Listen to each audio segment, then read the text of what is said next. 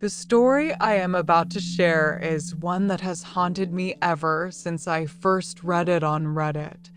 It's a true account, or at least as true as anyone can tell when the facts are shrouded in mystery, fear, and unanswered questions. It concerns a group of 4 friends who went on what was supposed to be a simple hiking trip in a remote national park in the Cascade Mountains. What happened to them has baffled authorities, terrified locals, and sparked numerous theories ranging from the paranormal to government conspiracies. It all began on a bright Saturday morning when Sarah, Mike, Jenna, and Tom set out for what they thought would be an adventurous but uneventful weekend. They were all experienced hikers, familiar with the terrain and well prepared with supplies, maps, and communication devices. The plan was straightforward: hike a 20-mile loop trail through the dense forests and rugged landscapes, camp overnight, and return by Sunday evening.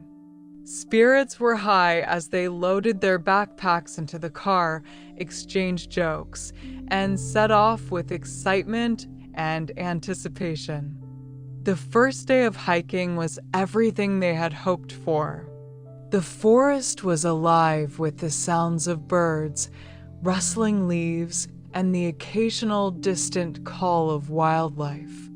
The sunlight filtered through the towering pine trees, casting dappled shadows on the forest floor. Along the trail, they stopped to take pictures, share snacks, and marvel at the breathtaking views of mountain peaks and crystal-clear streams. Their camaraderie was strong, and the mood was lighthearted.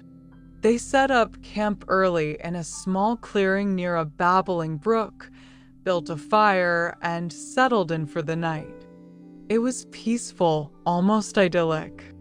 But as darkness fell, the atmosphere began to shift. Sarah, who was leading the group, noticed something odd. Flickering lights appeared between the trees, unlike any campfire or flashlight they had seen before. These lights were not static. They moved erratically, changing colors from blue to green to red in a way that defied explanation. The group exchanged uneasy glances, unsure whether to dismiss it as a trick of the light or something more sinister. Mike, always the skeptic, suggested it might be some kind of natural phenomenon, but even he couldn't deny the eerie quality of the lights. Then came the sounds. A low, humming noise began to permeate the air, a vibrating tone that seemed to emanate from nowhere and everywhere at once. It was unlike any sound they had ever heard in the forest. Jenna described it as unsettling, almost mechanical, and it seemed to grow louder and more intense as the night wore on. Despite their growing unease, they tried to convince themselves it was just their imaginations running wild in the dark. The next morning, the group planned to continue their hike and complete the loop. But when Sarah woke up early to prepare breakfast, she realized that Mike was nowhere to be found. She called out his name, checked their tents, and searched the immediate area, but there was no sign of him. Panic began to set in as the minutes passed without any response.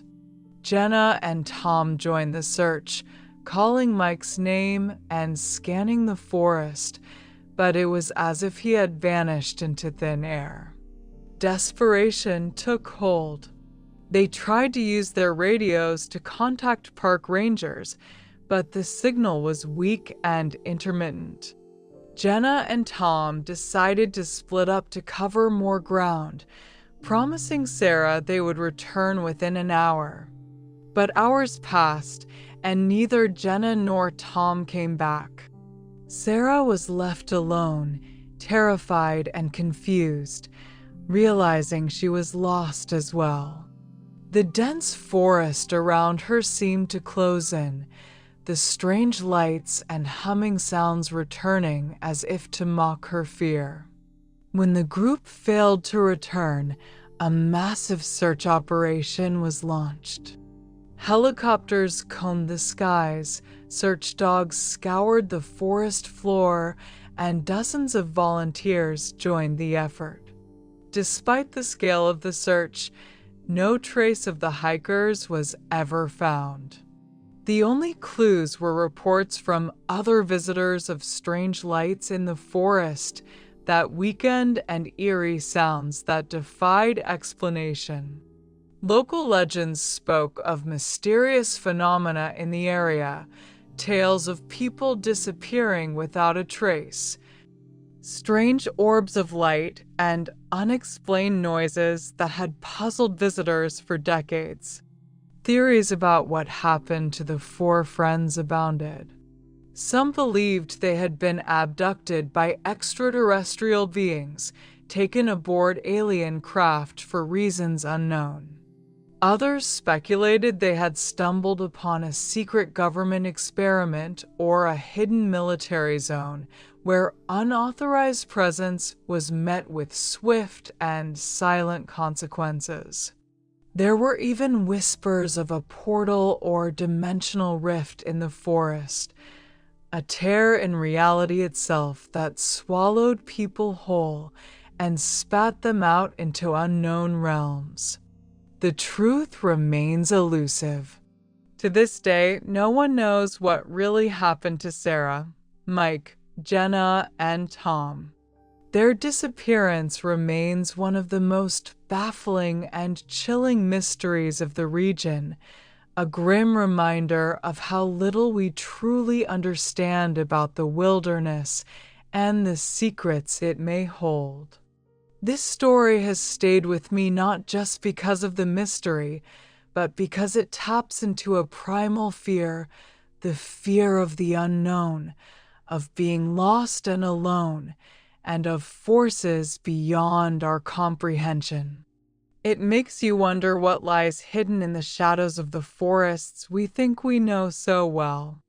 And it reminds us that sometimes the most terrifying stories are the ones that are true.